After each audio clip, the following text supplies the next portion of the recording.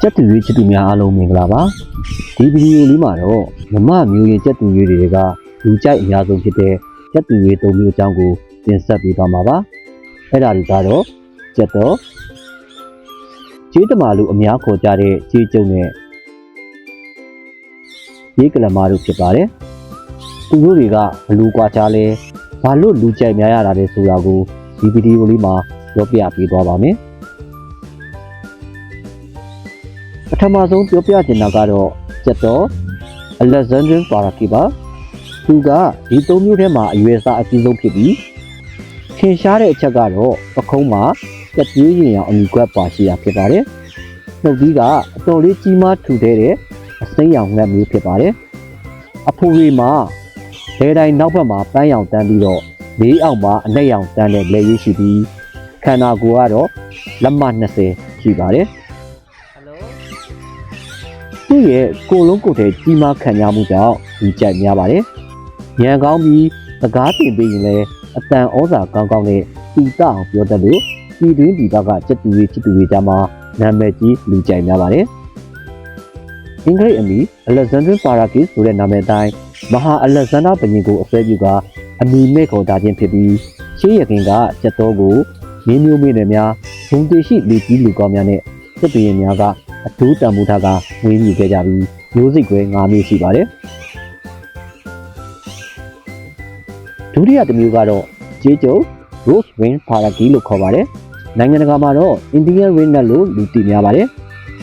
အရွယ်စားကအလယ်လက်16လက်မခွဲခန့်ရှိပြီးအထီးတွေမှာ3နှစ်သားဝင်းကျင်မှာတော့နှင်းစီရောင်လက်ရည်နဲ့အမဲရည်တွေကိုတွေ့ရပြီးငှက်မတွေမှာတော့မထင်ရှားတဲ့အစိမ်းရည်ကိုတွေ့ရပါတယ်ကျေးကျုပ်တွေကစကားတင်ရတာအကောင်းဆုံးထဲမှာပါတယ်လို့ပြောလို့ရပါတယ်။စကားလုံးတွေကိုပီပီတတ်တတ်လက်ပြောနိုင်တယ်လို့အယောင်သွေးစုံတွေလှပတာကြောင့်ကဘာကျော်တဲ့မျိုးစိတ်တစ်ခုလည်းဖြစ်ပါတယ်။ mutation လို့ခေါ်တဲ့ရောင်စုံကဘာဈေးကွက်ထဲမှာရှိနေပြီးတော့မြန်မာနိုင်ငံမှာတော့တဘာဝအစိမ်းရောင်ကိုသာတွေ့ရပါတယ်။ကျေးတမာစက်တူရီကောင်းစိမ်းကျေးစီတမန်လို့အမီမားတွေခေါ်ဆိုနေကြတဲ့အမျိုးအစားဖြစ်ပါတယ်။နောက်ဆုံးတစ်မျိုးကတော့ကျေးကလမ Red-breast Parakeet ပါကလမကျက်တူရေးလို့လည်းခေါ်ကြပါတယ်သူ့ရဲ့ရင်ဘတ်မှာပန်းရောင်တန်းနေတာကအဓိကအလားတရားဖြစ်ပါတယ်မျက်နှာမှာလည်းနှာခမ်းမွေးလိုအမဲစင်းကြောင်းလေးတွေပါတတ်ပါတယ်မြန်မာနိုင်ငံမှာရှိတဲ့ကျက်တူရေးတွေထဲမှာအတန်အကျယ်ဆုံး online နဲ့အမျိုးအစားဖြစ်ပါတယ်ဦးကောင်းမွေးချောက်ပြီးအထီးရောအမပါနှာခမ်းမွေးပါရှိပါတယ်အရွယ်ရောက်ပြီးသားအထီးကတော့အပေါ်နှာခမ်းအနီရောင်ဖြစ်ပါတယ်လူကြိုက်များရတဲ့အကြောင်းရင်းကတော့လူတွေနဲ့အလွယ်တကူရင်ပါပြီးစကားတင်ပေးတာကိုမြန်မြန်တက်ကြလို့ပဲဖြစ်ပါတယ်။ဒီမျိုးရင်း၃ခုစလုံးကိုဘာလို့ဒီလောက်လူကြိုက်များရလဲဆိုရင်အဓိကအချက်၃ချက်ရှိပါတယ်။အဲ့ဒါတွေကတော့လူတွေနဲ့အလွယ်တကူရင်ပါပြီးတော့တင်ပေးတာကိုမြန်မြန်တက်ကြပါတယ်။စိတ်ရှိရှိတင်ပေးမယ်ဆိုရင်လူစကားကိုလိုက်ပြောနိုင်ကြပါတယ်။တခင်အပေါ်မှာအရန်ခင်တွက်တက်ပြီးတော့အဖော်ကောင်းတွေဖြစ်လာနိုင်ပါတယ်။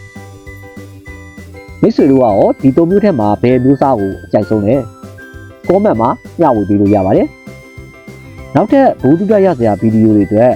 ဒီ channel လေးကို like and subscribe လုပ်ထားဖို့မမေ့နဲ့နော်။အားလုံးပဲမင်္ဂလာရှိသောနေ့လေးဖြစ်ပါစေ။